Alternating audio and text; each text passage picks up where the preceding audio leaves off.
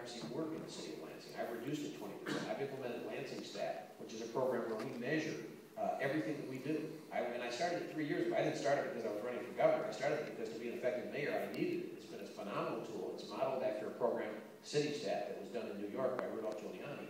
And it's a number of cities have done it, including Baltimore. But a number of cities don't do it because it's not easy to do.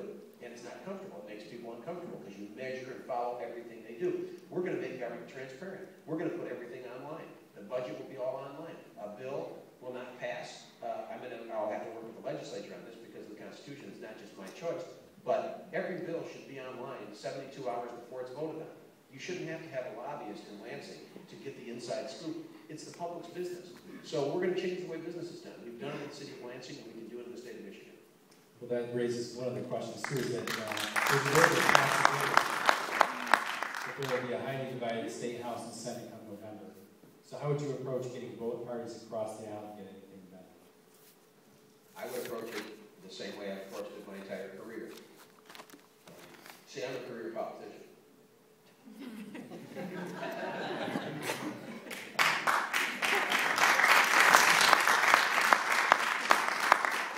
It's just what I've done. I chose to be in public service. And I know that that's supposedly not in vogue, and my handlers don't like me to say it. And I'm also not supposed to say I have handlers. But the fact is, all politicians, all politicians do. You know, they have these people that try to handle them. You know, it's easier for some than others. But I was a county commissioner for 8 years. I was a state representative, state senator. I was a legislative aide for 7 years. And now I've been mayor for 5 years. Good thing for legislative aides. They're important. You know, I wrote bills and I passed bills. I voted on bills. So I know the process. I know county government. When I was county commissioner, you know, people don't care Democrat or Republican. They need their roads fixed. You know, they need the health department to work. They need when they call the animal control, they need an answer. It's not Democrat or Republican. So I established friendships with Republicans that are still my friends on the county board. In the House, I worked with Tom George from Kalamazoo. We passed landmark mental health legislation. I'm a proud Democrat. I'm not a rigid partisan. I don't think that everybody with an R after their name is evil. I don't think my party has the right answer about everything. I don't assume that you don't have good things to share because you're an independent. I think we're all in this together, and I've operated that way. As a mayor, we run on a nonpartisan ticket. I got a lot of Republicans that vote for me. I can tell you in Lansing, I had a lot of Republicans when I ran for re-election as mayor. With Virg, I had Republican legislative aides and even legislators who own homes in Lansing with my sign because they know that as mayor, I got the job done. I'm a serious mayor who gets things done. I don't care about the party. And so I think I'll have no problem, especially because I understand how legislators think. I understand what they're concerned about. I know how the process works. So the bipartisanship, I mean, like I said, I've been endorsed by the Chamber of Commerce in my last race by the local chamber and the state chamber because they know that I get things done. And the party, it tells you who you are, you know, where your values are. And then after the election, you know, you get together to get things done on behalf of citizens. If it's going to create jobs, you know what? If it's going to create jobs, it's worth a try. Newt Gingrich came to town. Just give you this example. Newt Gingrich came to Michigan, and he made a comment. It was a few months ago, and he said Detroit should be a tax-free zone.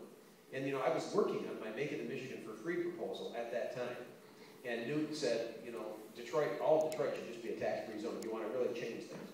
And I remember the media came and said, well, all right, you know, Newt Gingrich, what do you think about that? Isn't that nutty? And they expected me to attack Newt Gingrich. I said, well, Newt's got an interesting idea.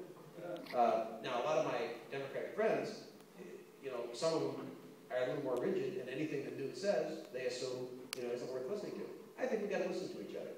You know, sometimes even if we don't like the guy, it pays to listen to him. We're in this together, and we've got to fix Michigan.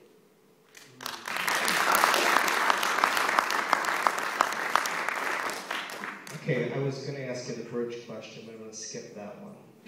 We're not selling the bridge, are we? Let's be clear. I won't sell it. You know, let's be clear, because I don't put words in people's mouths. I don't run a dishonest campaign. I flew up to Magna in a storm yesterday, I think it was yesterday, to make a point. I try to forget.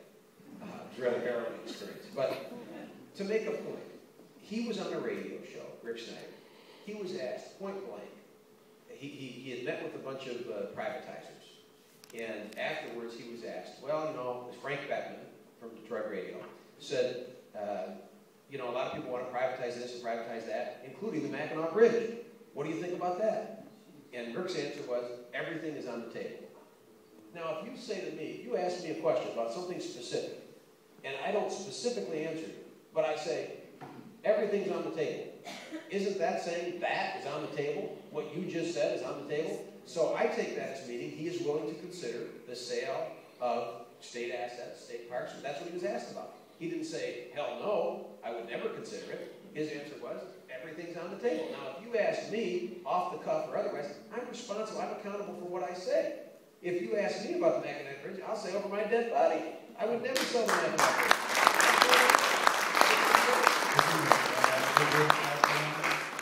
The Ambassador Bridge is privately owned. So is that an example of where something like that might work?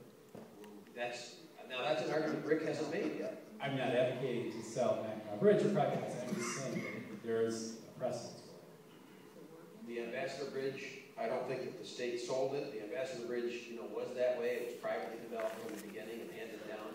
The Mackinac Bridge is an incredible feat. It's a symbol of who we are. It's very well run. And if you look at other public assets, the other thing about this, the other interesting aspect of it is Rick Snyder has said that Mitch Daniels, the governor of Indiana, is sort of his mentor governor. When he was asked, well, who do you look up to? What governor would you like to be? I talked about Ed Rendell, and he talked about Mitch Daniels.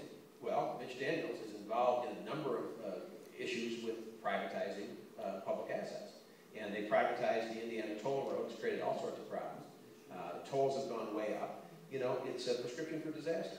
So, again, that's another reason to believe that the guy really is thinking this way, because his mentor governor is engaging that way. I think he should have to answer for it. What happened was his guy, his mouthpiece, Bill Nowling, came out and said those words never came out of his lips. Which, if you think about it, is a very carefully parsed statement. It's a very carefully parsed denial. Because what he said was, it's on the table. And he's saying he never said he would consider it. No, he didn't use those words. He used other words to say he would consider it. So they're playing a game of cat and mouse. You know, this is the reason the guy only wanted one debate. He doesn't want to face the music. He doesn't want to face real questions from journalists. And we don't really know what he'll do. Because if you read his plan, it's so vague, you have no idea what it really means. He was actually here last week. But anyway, so. Yeah, I have an energy question. I wish we could all hang together.